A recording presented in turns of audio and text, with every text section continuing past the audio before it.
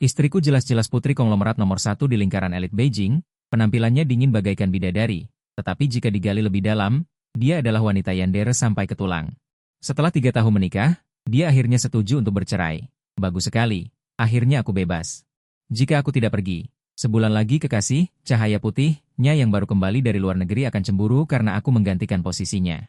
Merancang kecelakaan mobil untuk membuatku menjadi orang vegetatif, lalu mengambil uang kompensasi 1 miliar ini, untuk bertaruh all-in pada kejuaraan Piala Dunia berikutnya. Jika menang, aku akan mendapatkan model-model muda di klub malam. Jika kalah, aku akan bekerja keras membanting tulang. Terlihat istriku yang seperti bidadari. Pena bulunya di tangannya patah dengan suara. Pak, serpihan kayu memercik ke wajahnya, dia tidak marah sama sekali. Malah menjulurkan lidahnya, menjilat serpihan kayu di sudut mulutnya, matanya fanatik dan telanjang. Suamiku, aku salah, aku seharusnya tidak menyebut perceraian, dia memelukku dari belakang. Tubuh hangatnya menempel erat di punggungku. Suaranya lembut dan genit, apakah kamu merasa aku kurang inisiatif? Malam ini, trik baru apa yang ingin kamu buka? Aku akan memuaskanmu. Baik, kan? Orang-orang, kemesraan di wajahnya menghilang dalam sekejap. Menjadi sangat tajam. Pergi ke bandara, ikat bajingan bermargalin itu dan bawa kembali padaku. Aku ingin membuatnya menjadi trik baru secara pribadi, merendamnya di vas antik yang baru kubeli. Darahku langsung membeku. Punggungku menempel erat pada tubuh Gu Qinghan yang hangat dan lembut, tetapi rasanya seperti menempel pada es abadi berusia ribuan tahun. Aku membeku di tempat. Tidak berani bergerak sama sekali. Gila, wanita ini benar-benar gila. Membunuh orang itu melanggar hukum. Kakak, membuat manusia babi, apa kamu pikir ini sedang syuting film kostum kuno? Hatiku meraung dengan gila, tetapi wajahku harus tetap tenang, bahkan harus memaksakan senyum menjilat. 3 tahun ini, aku telah melalui ini. Gu Qinghan terkekeh pelan di telingaku. Napas hangat menyembur di telingaku, membuat kulit kepalaku kesemutan. Suamiku, jangan takut. Aku hanya berbicara saja. Bagaimana bisa mengotori rumah kita? Begitu dia selesai berbicara, segera terdengar jawaban hormat dari pengawal di luar pintu. Ya, Nona. Dia menghadap udara di luar pintu, memerintahkan dengan nada tanpa sedikit pun emosi, bawa dia ke pabrik terbengkalai di pinggiran kota. Berikan dia upacara penyambutan yang tak terlupakan, biarkan dia tahu, siapa yang tidak boleh dia sentuh. Upacara penyambutan? Upacara penyambutan membuat manusia babi? Itu lebih mengerikan. Oke? Ini lebih menakutkan daripada membunuhnya secara langsung. Aku merasa gigiku bergemeletuk. Gu Qinghan berbalik. Dengan kedua tangan memegang wajahku, mata indahnya penuh dengan kegilaan. Apakah kau menggunakan cara ini untuk mengingatkanku bahwa ada ancaman di antara kita? Kau benar-benar masih peduli padaku, katanya pada dirinya sendiri. Senyum bahagia muncul di wajahnya. Yang aku pedulikan adalah hidupku. Dia mengambil perjanjian perceraian yang baru saja aku tanda tangani. Di depan mataku, inci demi inci, merobeknya menjadi berkeping-keping. Serpihan kertas berjatuhan seperti salju. Ujian ini, aku menerimanya. Di masa depan, jangan sebutkan dua kata ini lagi.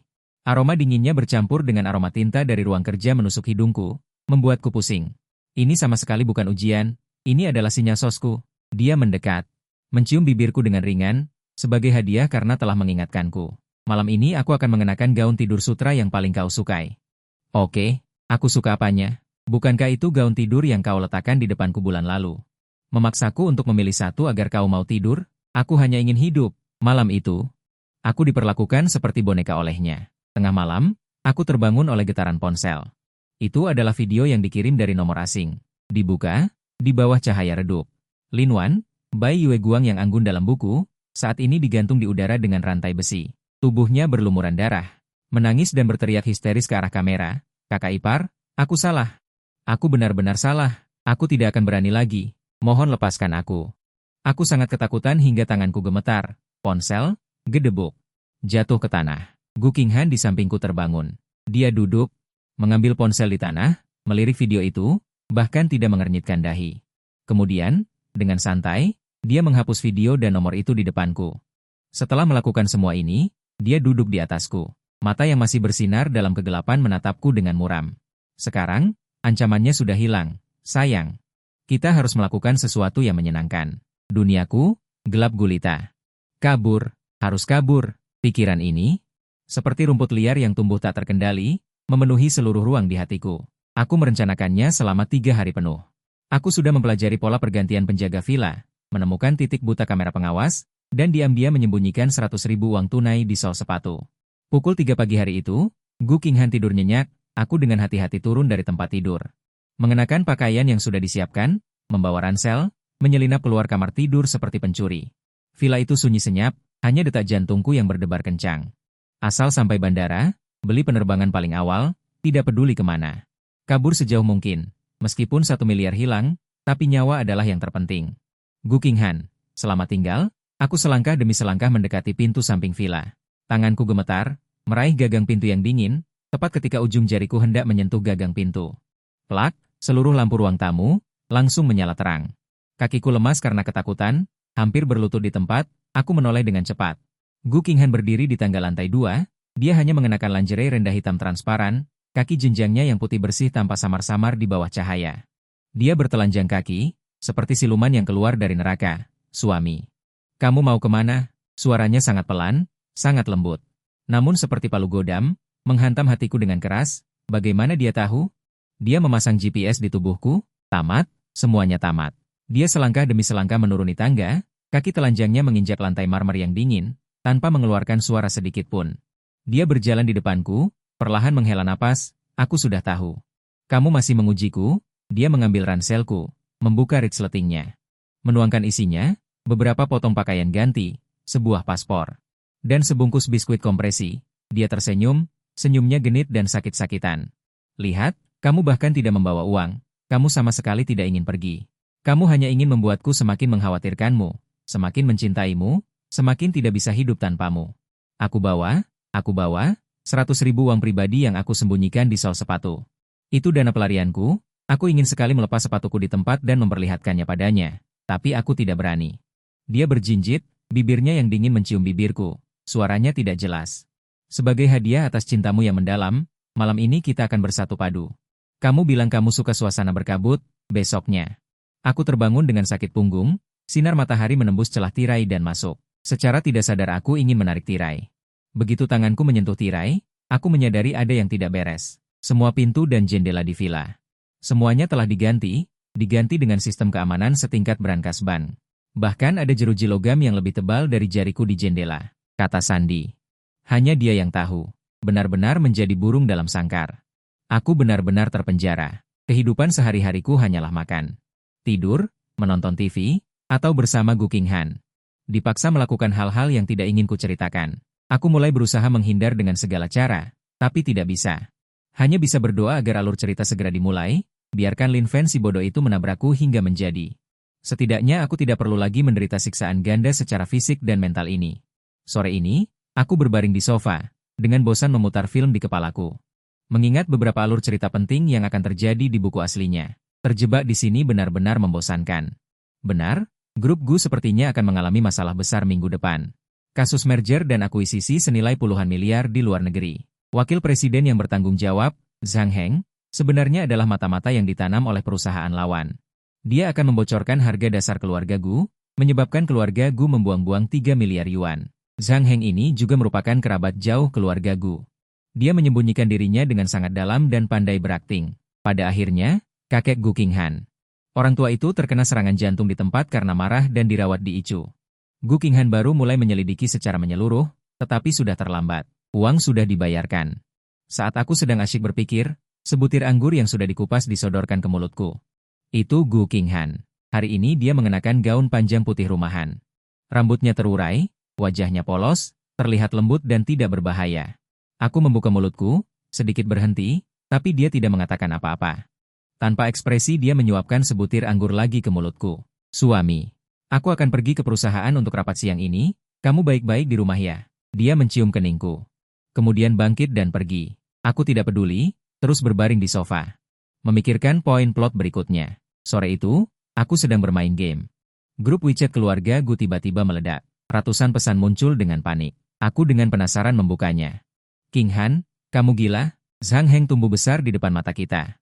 Bagaimana mungkin dia pengkhianat? Benar, Qinghan. Kamu tidak boleh percaya omong kosong orang luar dan menuduh keluarga sendiri. Mana buktinya? Kamu bilang dia membocorkan informasi. Mana buktinya? Aku melihat paman kedua Gu Qinghan, paman ketiga, dan sekelompok kerabat cabang, semuanya dengan panik bertanya di grup. Kemudian, Gu Qinghan mengirim sebuah video di grup. Dalam video itu, Zhang Heng diam-diam bertemu dengan pria lain, menyerahkan sebuah amplop. Pria itu adalah CEO perusahaan pesaing grup Gu. Grup itu langsung hening. Beberapa detik kemudian, kakek Gu Qinghan, pilar keluarga Gu, mengirim pesan suara di grup. Suaranya terdengar terkejut dan senang. Qinghan, dari mana kamu mendapatkan bukti ini? Semua orang menunggu jawaban Gu Qinghan. Aku juga sedikit penasaran. Buku itu tidak menuliskan bahwa dia menemukannya begitu cepat. Kemudian, aku melihat Gu Qinghan mengirim sebaris kata, suamiku memimpikannya tadi malam. Seluruh grup keluarga Gu sunyi senyap. Malam itu, pilar keluarga Gu itu secara pribadi membawa sekelompok sekretaris ke villa kami. Begitu orang tua itu melihatku, dia dengan bersemangat menggenggam tanganku. Tatapannya tidak seperti melihat menantu yang tidak berguna, tetapi seperti melihat seorang ahli yang tiada tara. Sunyi. Terima kasih, kali ini berkat kamu. Kedepannya, Gujia, kamu yang memutuskan. Aku melihat sekelompok tetua keluarga Gu di belakangnya mengangguk dan membungkuk padaku, merasa seperti sedang bermimpi. Aku bukan. Aku tidak. Jangan bicara omong kosong. Aku hanya ikan asin yang ingin kabur. Jangan seperti itu, aku takut. Gu Qinghan berjalan mendekat, menggandeng lenganku, tersenyum bangga. Kakek, sudah kubilang, suamiku bukan orang biasa. Aku menatapnya.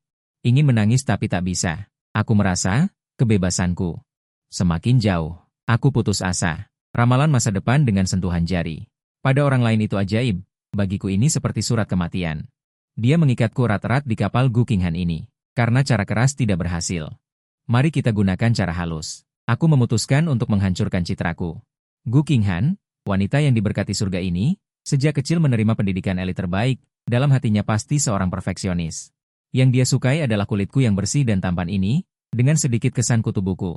Maka aku akan menghancurkan citra dewa abadi yang dingin dan menyendiri di hatinya sepenuhnya. Aku ingin membuatnya jijik padaku, muak padaku, dan akhirnya tidak tahan lagi. Menendangku keluar pintu. Rencana dimulai. Makan malam. Di meja makan terhidang wagyu Australia terbaik. Kepala pelayan dengan hormat menatap peralatan makan untukku. Aku melihat pisau dan garpu yang berkilauan itu. Mengabaikannya begitu saja. Aku mengulurkan tangan, mengambil sepotong steak yang dimasak dengan sempurna. Langsung memasukkannya ke mulut dan mengunyahnya dengan lahap. Saus daging mengalir di sudut mulutku. Aku sengaja makan. Bajingan. Duduk. Benar. Begitulah, cepat jijik padaku, marahi aku karena kasar. Katakan aku tidak punya sopan santun, lalu buang aku seperti sampah. Sambil mengunyah, aku mencuri pandang ke Gu Qinghan dari sudut mataku. Dia benar-benar berhenti bergerak. Dia menatapku dengan tenang. Di mata indahnya itu, ada cahaya yang tidak bisa ku mengerti. Datang, datang. Dia akan marah. Hatiku sangat gembira. Akibatnya, detik berikutnya, Gu Qinghan juga dengan anggun meletakkan pisau dan garpu di tangannya. Dia mengambil serbet, menyeka sudut mulutnya, lalu, di bawah tatapan terkejutku dan kepala pelayan, dia juga mengulurkan tangannya yang lentik, mengambil sepotong iga domba kecil. Meniru caraku, menggigitnya sedikit demi sedikit. Dia makan dengan sangat lambat. Sangat sopan, tapi memang memakannya dengan tangan. Dia bahkan berkata kepada kepala pelayan yang sudah jujur di sampingnya. Paman Li, mulai sekarang semua masakan di rumah dibuat agar suamiku mudah memakannya dengan tangan. Steak di mulutku langsung terasa hambar. Rencana pertama gagal. Intinya adalah kaos di tengah, dipadukan dengan sandal jepit. Dengan penampilan seperti ini, aku mondar-mandir di villa yang dekorasinya seperti istana, sambil menyenandungkan lagu-lagu kampung yang paling populer di internet. Kencingku bercabang, kenapa kamu tidak mencintaiku? Bagaimana? Apakah aura ini cukup norak? Istri peri yang mulia dan dingin. Cepat ceraikan aku, pemuda yang energik ini. Gu Qinghan turun dari lantai atas, melihat penampilanku seperti ini. Tertegun sejenak. Hatiku gembira, ada harapan. Namun, dia hanya berjalan mendekat, membantuku merapikan kerah bajuku yang kusut. Suamiku, kamu terlihat sangat imut dengan pakaian seperti ini. Imut, melihat diriku yang tidak terawat dan urakan di cermin. Aku tenggelam dalam keraguan yang mendalam. Apa hubungannya dengan imut? Yang lebih membuatku putus asa adalah, pada hari ketiga, aku menemukan di ruang pakaianku. Ada satu lemari penuh kaos merek terkenal dan celana pantai. Di rak sepatu juga dipenuhi dengan berbagai macam sandal jepit. Di malam hari, Gu Qinghan selesai mandi, mengenakan kaos dengan motif kepala yang sama denganku. Keluar, di bawahnya, ada sandal jepit yang sama dengan yang kupakai. Pakaian pasangan, dan sandal jepit pasangan. Dia bersandar di pelukanku, menarik napas dalam-dalam dengan puas. Suamiku. Aku mengerti. Kamu memberitahuku bahwa seorang Yupie sejati tidak terletak pada penampilan luar, tetapi pada ketampanan batin. Kamu mengajariku kesederhanaan yang agung, kembali ke asal. Aku melihat kaos yang tampak biasa di tubuhnya, tetapi harga labelnya 5 digit, dan dia berbicara tentang kembali ke asal. Aku terdiam. Aku benar-benar menyerah pada pengobatan. Wanita ini, filter di otaknya mungkin setebal tembok kota. Rencana kemerosotan berubah menjadi sesuatu yang tak terduga. Pertemuan pasangan antara aku dan Gu Qinghan. Aku benar-benar menyerah dan setiap hari berbaring di kursi malas di taman. Berjemur di bawah sinar matahari, memikirkan tentang hidup. Aku akan mengingat plot kunci berikutnya. Plot yang bisa membuatku benar-benar memutuskan hubungan dengan keluarga Gu, atau mungkin ada. Malam ini ada lelang amal di kota. Kakek Gu, barang antik tua itu, besok akan menghabiskan 80 juta untuk membeli vas bunga dari dinasti Qing. Akibatnya, vas bunga itu palsu modern. Untuk membuatnya tampak tua, pigmen yang digunakan sangat beracun. Kakek sangat menyayanginya.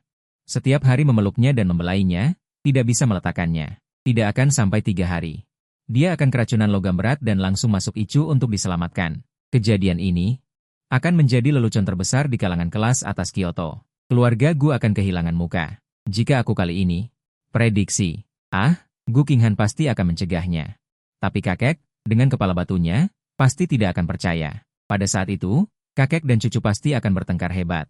Bahkan putus. Dan aku, biang keladi yang menghasut ini pasti akan diusir dari keluarga Gu oleh kakek. Sempurna. Aku sedang menghitung dengan gembira, secangkir jus dingin menetes di depanku. Gu Qinghan memegang nampan buah. Duduk di kursi malas di sampingku. Aku melihat tangannya memegang nampan buah. Berhenti di udara. Ekspresinya langsung menjadi dingin.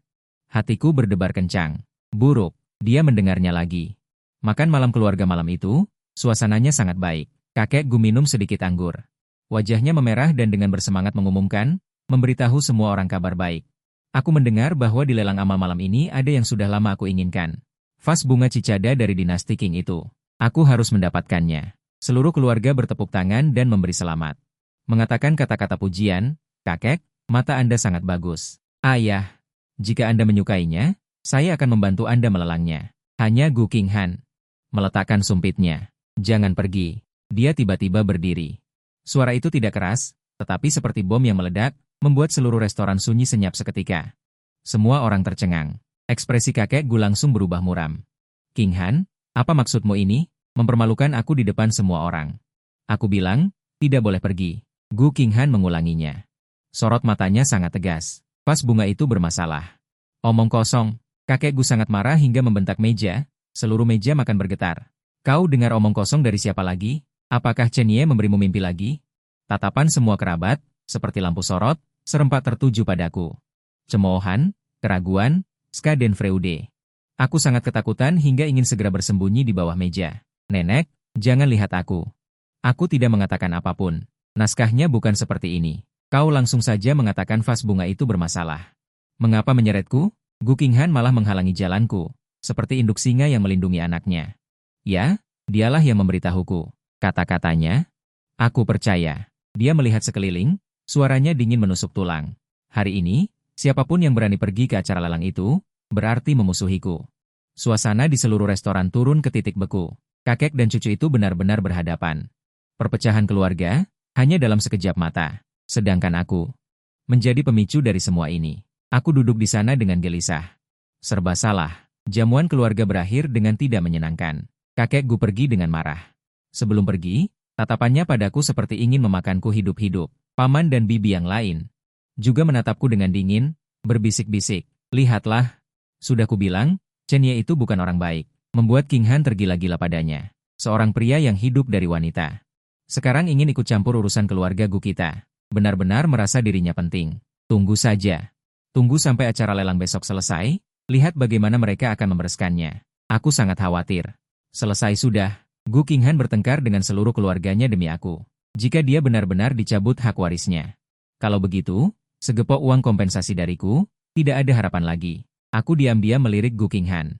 Dia sangat tenang, seolah-olah orang yang menantang seluruh keluarga tadi bukanlah dia.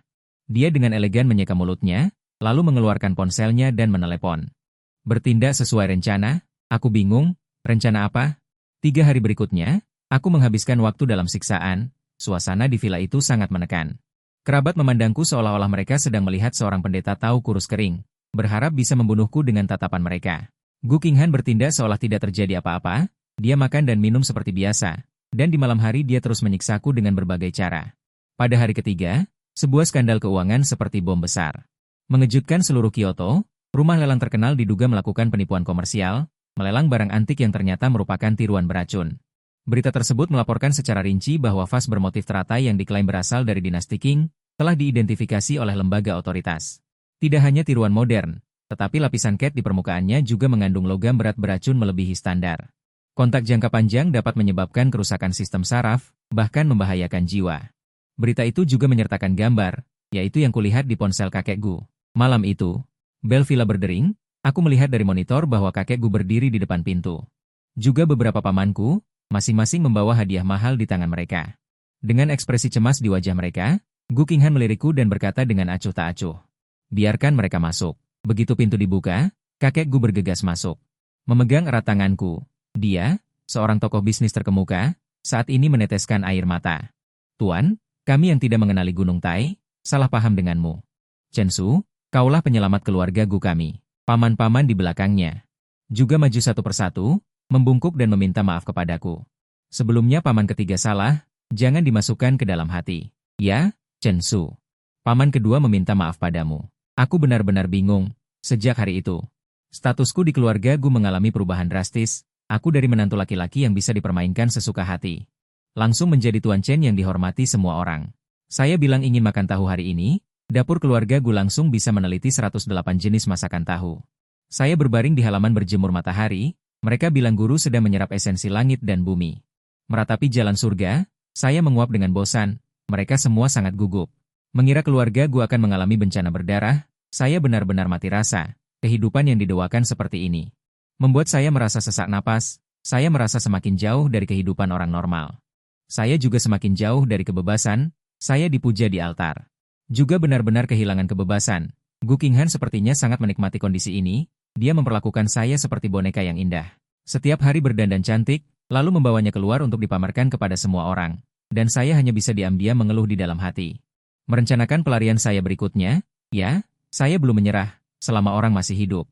Tidak bisa menyerah pada kerinduan akan kebebasan, saya mulai mencari plot metaverse di benak saya lagi, kali ini. Saya ingin mencari kesempatan yang bisa membuat saya kaya, benar-benar mewujudkan kebebasan finansial, setelah saya berhasil melarikan diri. Hal pertama adalah membuka rekening saham, semua uang. Semua diinvestasikan ke perusahaan rusak bernama Sinyun Technology itu. Sekarang keluarga Gunya jatuh seperti kotoran anjing, semua orang mengira dia akan bangkrut. Tetapi hanya saya yang tahu, 3 bulan kemudian, raksasa komersial terbesar di dalam negeri, Tianqi Group, mengumumkan akuisisi penuh atasnya, karena mereka tertarik pada teknologi kecerdasan buatan yang sedang dikembangkan oleh Sinyun Technology. Saat itu, harga saham akan langsung berlipat ganda 100 kali, selama saya menginvestasikan 100.000. Bisa menjadi 10 juta, jika bisa menginvestasikan 1 juta, maka menjadi 100 juta. Saat itu, saya benar-benar bebas finansial, membeli pulau kecil. Setiap hari pantai, matahari, bikini, tetapi tidak perlu khawatir tentang selimut, saya sedang berfantasi sampai air liur hampir menetes keluar. Suara Gu Qinghan terdengar di telinga saya. Suami, sedang memikirkan apa? Sangat bahagia, dia hari ini mengenakan setelan profesional yang rapi, rambut panjang disanggul. Memperlihatkan leher angsa yang indah, saya melihat matanya berputar, sudut mulutnya menunjukkan senyum yang dalam. Hati saya berdebar lagi. Keesokan harinya, sebelum dia pergi bekerja, dia meminta asistennya untuk membawakan sebuah dokumen. Meminta saya menandatangani. Suami, ini hadiah dariku untukmu. Aku tertegun menerimanya. Di bagian atas dokumen tercetak baris kata-kata besar yang mencolok. Perjanjian pendirian dana investasi privat 100 miliar yang dinamai dengan nama Tuan Chen Ye. 100 miliar?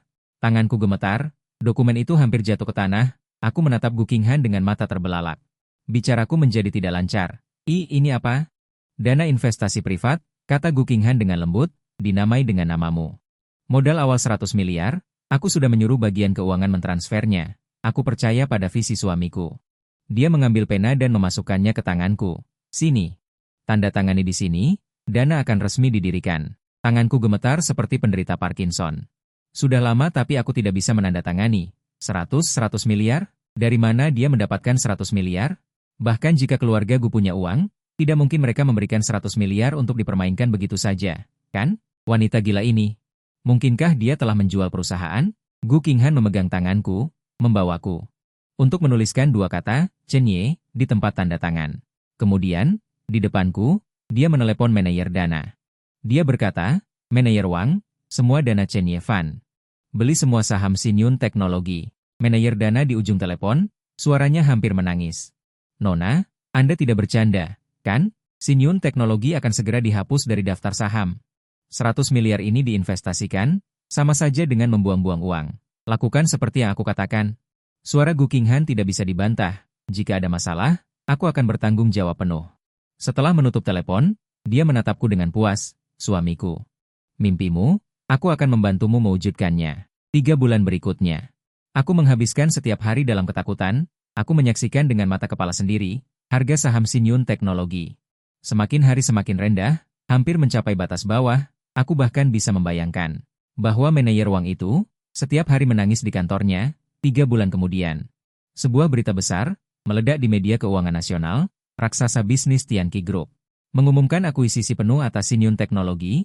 Harga saham melonjak 100 kali lipat dalam semalam. Chen Yefan yang misterius menjadi legenda dalam satu pertempuran.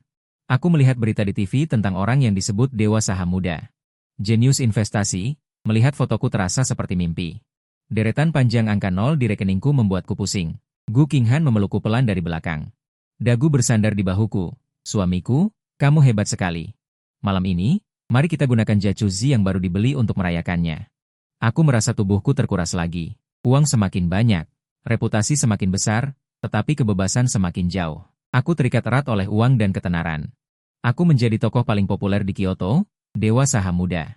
Menantu keluarga Gu, terlepas dari banyaknya gelar seperti kepingan salju membanjiriku, banyak tokoh dan bangsawan ingin berteman denganku dengan segala cara. Gu Qinghan juga senang membawaku ke berbagai jamuan bisnis kelas atas, memperlakukanku sebagai piala kemenangannya yang paling membanggakan. Memamerkannya kemana-mana, tepat ketika aku hampir terbiasa dengan kehidupan mewah yang seperti ini. Pria yang seharusnya menghilang dari takdir muncul lagi. Di sebuah jamuan bisnis kelas atas di Kyoto. Dia tampak telah memulihkan aura elitnya, mengenakan setelan yang dibuat khusus. Rambutnya tertata rapi, tetapi kebencian di matanya tidak bisa disembunyikan. Acara resepsi berlangsung setengah jalan, dia tiba-tiba mengambil mikrofon. "Semuanya, izinkan saya mengganggu sebentar." Semua mata tertuju padanya. "Malam ini, saya ingin mengungkap penipuan besar dan wajah asli seorang penipu hina kepada semua orang." Menunjuk langsung ke arahku, seluruh ruangan gempar, semua mata beralih dari dirinya ke arahku lagi. Aku sedang memegang segelas sampanye. Bersiap untuk menemukan sudut yang tenang, langsung menjadi fokus seluruh ruangan, jari-jari kakiku. Hampir menggali 3 kamar tidur dan 1 ruang tamu dari tanah, semuanya tertipu olehnya. Suara takdir berapi-api, seperti seorang pejuang yang mengungkap tabir gelap. Dia sama sekali bukan master atau dewa kuno. Dia hanyalah anak haram yang tumbuh besar di panti asuhan. Seorang pria yang mengandalkan penipuan perasaan Nona Gu untuk naik daun. "Kakak, apa kau bodoh? Di era sekarang ini, siapa yang masih berteriak? Kata-katamu ini selain membuktikan kau sangat. Apa gunanya? Lebih baik kau katakan apa yang akan kau lakukan 5 menit lagi." "Oh ya, aku ingat, kau menyuap kepala keamanan tempat acara. Sebentar lagi akan menciptakan kekacauan, lalu menjebakku dengan kasus pembocoran rahasia perusahaan. Pakar komputer sudah disiapkan, tinggal menunggu bukti palsu. Dimasukkan ke ponselku. Zes, rencananya cukup matang. Sayang sekali, kau bertemu denganku." Aku melihat. Gu Qinghan di sampingku menyunggingkan senyum dingin di bibirnya. Dia mengeluarkan ponselnya. Menunduk mengirim pesan. Lin Fen di atas panggung masih berbusa-busa menghasut opini publik. Sampah kelas bawah seperti dia sama sekali tidak pantas berdiri di sini. Dia hanya akan menodai lingkaran kita yang mulia. Saat itu juga, pintu ruang perjamuan ditendang hingga terbuka. Sekelompok polisi berseragam menyerbu masuk dengan senjata lengkap. Polisi yang memimpin terlihat serius. Menunjukkan kartu identitas. "Lin Fen, kau dicurigai melakukan pencurian rahasia dagang. Memalsukan bukti dan menjebak. Ikut kami." Begitu kata-kata itu selesai diucapkan. 2 polisi bergegas naik ke atas panggung, menahan Lin Fen dari kiri dan kanan. Hatinya bergejolak. Kepala keamanan yang dia suap juga langsung dijatuhkan ke tanah oleh polisi di tempat kejadian, tertangkap basah. Wajah Lin Fen langsung menjadi pucat pasi. Saat diseret pergi, dia masih menatapku dengan tatapan seolah-olah melihat setan yang merangkak keluar dari neraka. Seluruh aula terdiam. Semua orang menatapku dengan tatapan hormat. Ketakutan. Kali ini, aku melihat wajah Gu Qinghan yang tenang dan terkendali. Untuk pertama kalinya, aku tidak merasa takut, malah muncul sedikit kegembiraan yang aneh. Dia sepertinya tidak seseram itu. Penangkapan Lin Fen. Bagiku, berarti ancaman potensial terbesar telah dihilangkan. Aku tidak akan lagi tertabrak mobil hingga menjadi vegetatif. Beban berat di hatiku akhirnya terangkat, tapi ini tidak berarti aku aman. Di sisiku masih ada Gu Qinghan yang 10.000 kali lebih berbahaya daripada Lin Fen. Tapi, sejak mengalami badai Lin Fen terakhir kali, perasaanku padanya mengalami beberapa perubahan halus. Ketakutan masih ada, tapi sepertinya ada sedikit rasa ketergantungan yang tak terlukiskan. Kekaguman, aku terkejut dengan pikiranku sendiri. Aku pasti terkena sindrom Stockholm. Hari ini, aku sedang mempelajari mesin game VR yang baru tiba di ruang game di rumah. Benda ini secara khusus diterbangkan Gu Qinghan dari luar negeri untukku. Konon hanya ada 10 unit di seluruh dunia. Saat aku asyik bermain, ponselku tiba-tiba bergetar. Aku melepas kacamata VR-ku. Aku mengangkat ponselku. Itu adalah sebuah gambar. Di gambar itu, Gu Qinghan diikat di kursi reot, matanya tertutup rapat, tampak seperti pingsan. Latar belakangnya adalah gudang yang ditinggalkan. Di bawah gambar itu, ada juga kalimat yang terlampir. Dermaga yang ditinggalkan di timur kota, gudang dermaga nomor 3. Datanglah sendiri. Jangan lapor polisi. Jika tidak, tunggu saja untuk menguburnya. Pengirimnya adalah nomor anonim. Tapi aku tahu siapa itu. Lin Fen, si gila itu. Dia benar-benar kabur dari kantor polisi. Otakku langsung kosong. Controller game di tanganku berdebam, jatuh ke tanah, hancur berkeping-keping. Dermaga, aku ingat, dalam buku. Akhir dari Lin Fen adalah menculik Gu Qinghan di dermaga yang ditinggalkan di timur kota. Meledakkan bom yang telah dipasang sebelumnya, ingin mati bersamanya. Akhirnya Gu Qinghan diselamatkan. Tapi Lin Fen hancur berkeping-keping. Ketakutan seperti air pasang yang dingin langsung menenggelamkanku. Tapi kali ini, aku tidak punya waktu untuk berpikir. Untuk pertama kalinya dalam hidupku, otakku tidak merencanakan rute pelarian. Aku meraih kunci mobil di meja kopi dan berlari keluar villa seperti orang gila. Lamborghini supercar yang diberikan Gu Qinghan padaku, yang belum pernah aku kendarai sekalipun.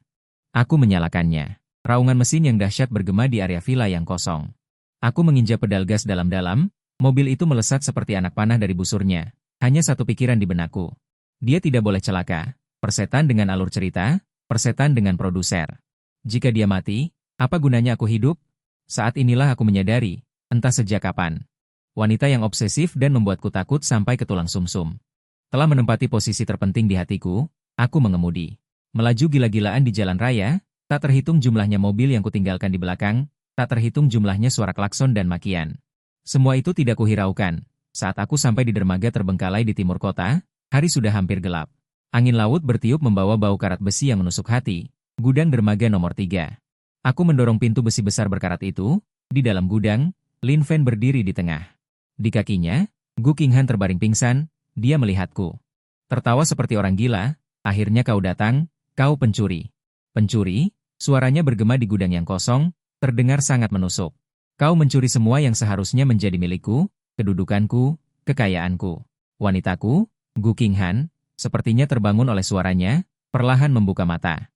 Dia melihatku, mata yang selalu tenang itu untuk pertama kalinya menunjukkan kepanikan dan ketakutan. Chen Yan, apa yang kau lakukan di sini? Cepat pergi. Dia adalah kekasih yang kusetiai sampai mati. Istriku ada di sini. Kemana aku bisa pergi? Aku menatapnya. Lin Fen, kau kalah. Akui saja, kau sama sekali tidak mencintainya. Yang kau cintai hanyalah kekuasaan keluarga Gu. Dan kesombongan untuk menaklukkannya. Diam. Lin Fen marah padaku. Benar-benar kehilangan akal sehat. Dia tiba-tiba mengeluarkan belati dari belakang dan bergegas ke arahku. Sial, buku itu tidak menulis bahwa dia punya pisau. Alur cerita. Menyimpang, aku tidak punya waktu untuk berpikir panjang, juga tidak punya waktu untuk menghindar. Tepat saat dia menerjangku, aku tiba-tiba berbalik dan mengulurkan tangan untuk meraih. Gu Qinghan memeluk tali itu erat-erat sambil terisak. Belati itu menusuk punggungku dalam-dalam, rasa sakitnya sangat hebat. Seketika menyebar ke seluruh tubuhku. Aku mengerang, merasa kekuatanku ditarik dari tubuhku. Aku mencium bau anyir darah yang menyengat. Tubuh Gu Qinghan gemetar hebat di pelukanku. Cairan hangat menetes, setetes demi setetes, di leherku. Itu air matanya. Aku menggunakan sisa tenaga terakhirku dan berbisik di telinganya.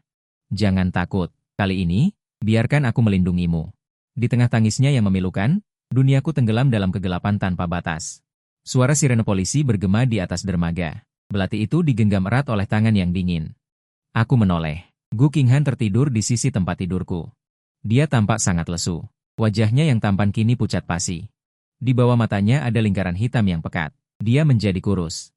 Hatiku tiba-tiba mencelos. Aku hanya bergerak sedikit.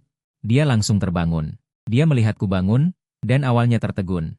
Kemudian, Air matanya langsung tumpah seperti mutiara yang putus talinya. Chen Yan, kamu sudah bangun. Dia memegang tanganku. Suaranya serak dan tak berbentuk. Maafkan aku. Aku bisa mendengar apa yang kamu pikirkan. Aku tertegun. Setelah beberapa detik, aku tersenyum sedih. Jadi begitu. Tidak heran. Setiap kali aku mengeluh dalam hati, dia selalu bisa bereaksi dengan tepat. Sejak hari kamu menggugat ceraiku, aku bisa mendengarnya. Dia berkata sambil menangis, seperti anak kecil yang melakukan kesalahan. Aku tahu kamu ingin lari. Aku tahu kamu takut padaku. Tapi, aku lebih takut kehilanganmu. Jadi, aku hanya bisa menggunakan caraku sendiri untuk menahanmu. Aku menatapnya yang tanpa rapuh dan tak berdaya. Hatiku terasa lembut. Lalu, apakah sekarang? Kamu masih berpikir aku ingin lari? Aku bertanya padanya dengan suara serak. Dia menangis lebih keras. Dengan panik menggelengkan kepalanya, aku tidak tahu lagi. Tapi aku tidak akan mengurungmu lagi. Ayan, jika kamu ingin pergi. Pergilah. Dia mengeluarkan 2 dokumen dari meja samping tempat tidur. Satu adalah perjanjian perceraian yang baru, yang lainnya adalah surat pengalihan aset. Kompensasi 100 juta itu, dan semua aset kita setelah menikah, uang yang dihasilkan Sinyun Technology. Semuanya untukmu. Mohon, jangan benci aku lagi. Tangannya gemetar hebat, hampir tidak bisa memegang beberapa lembar kertas tipis itu. Aku tidak melihatnya. Aku menggunakan tangan yang tidak terluka untuk meraih dan menariknya ke dalam pelukanku.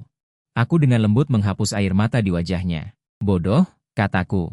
3 tahun lalu, ketika aku menikah dengan keluargaku, aku sudah berutang surat jual diri. Seumur hidup ini. Aku adalah milikmu. Dulu aku ingin lari karena takut mati. Sekarang aku tidak takut lagi, karena jika aku mati, aku tidak akan bisa melihatmu lagi. Dia tertegun sejenak di pelukanku, lalu menangis dengan keras. Dalam tangisannya ada keluhan, ada pelepasan. Ada kegembiraan yang tak terbatas. Akhirnya, dia mengangkat kepalanya. Dengan mata merah, dia menciumku dengan liar, seolah ingin seluruh diriku diremas ke dalam darahnya. Sinar matahari di luar jendela sangat indah. Setahun kemudian, sebuah pulau pribadi di Pasifik Selatan. Pulau ini adalah milik Suan, tidak, Gu Qinghan membelinya dengan uang yang dihasilkan dari bermain saham saat itu, dan menamakannya dengan namaku. Pulau Chen Yan. Aku berbaring di atas pasir lembut, minum air kelapa dingin. Melihat Gu Qinghan yang mengenakan bikini seksi tidak jauh dari sana, bermain-main di laut. Tubuhnya lebih hot dari setahun yang lalu, perutnya sedikit membesar. Membawa aura keibuan. Matahari, pantai, ombak, bikini, dan istri serta anak-anak. Mimpi terbesarku akhirnya terwujud, aku sangat tersentuh. Kehidupan feudal yang busuk ini benar-benar terlalu dekaden. Tambahkan lagi. Aku bisa lebih dekaden lagi. Hanya saja hari-hari sakit pinggang ini sepertinya lebih parah dari sebelumnya. Gu Qinghan si iblis ini benar-benar ingin memeras habis diriku. Gu Qinghan membawa 2 gelas koktail. Berjalan keluar dari laut, tetesan air berkilauan meluncur di kulitnya yang sempurna tanpa celah. Berkilauan di bawah sinar matahari, dia menyerahkan segelas anggur kepadaku dan duduk di sampingku. Sambil tersenyum bertanya, apalagi yang kau rencanakan tentangku di dalam hatimu? Aku terkejut. Kau masih bisa mendengarnya? Sejak kita benar-benar jujur satu sama lain, apakah telepatinya kadang berhasil kadang tidak? Dia berkata, mungkin karena hatiku terbuka sepenuhnya untuknya. Jadi dia tidak perlu lagi mengintipku dengan cara seperti itu. Sudah lama sekali. Aku tidak tertangkap olehnya. Keberanianku juga berangsur-angsur tumbuh. Gu Qinghan berkedip dengan licik. Tidak sering terdengar lagi, mungkin karena apa yang kau pikirkan di dalam hatimu sekarang. Kau juga akan mengatakannya padaku. Tapi sesekali, dia mendekat. Berbisik pelan di telingaku, napas hangat membuat telingaku memerah. Saat pikiranmu buntu, aku masih bisa menangkap 1 atau 2 kata jujur darimu. Dia mengulurkan tangan dan mencubit lembut daging lunak di pinggangku. Gu Qinghan mencubitnya tidak terlalu keras. Misalnya, kau lagi-lagi menyalahkanku karena memerasmu habis. Rasa sakit membuatku menarik napas dingin. Buru-buru meraih tangannya yang membuat onar dan menariknya ke dalam pelukanku. Tidak mungkin. Aku sangat mencintai, maka aku sangat membenci. Dia mengangkat alisnya. Mata itu mulai menjadi berbahaya dan mempesona lagi. Menatapku dari atas ke bawah. Bagaimana kalau aku membuatmu lebih mencintaiku malam ini? Aku tersenyum tak berdaya dan memanjakannya. Aku menunduk dan mencium bibirnya dengan ganas.